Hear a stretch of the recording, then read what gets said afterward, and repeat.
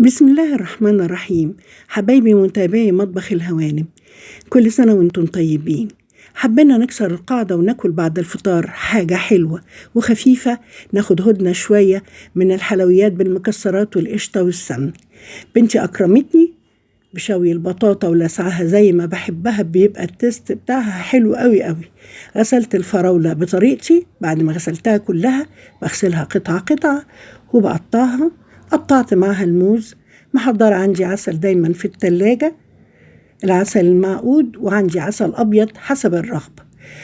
عصاية بيستيك بتسهل أكل قطع الفاكهة وجميلة وجديدة.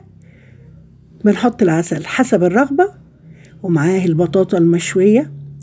فعلا والله كان ميكس جميل ولطيف.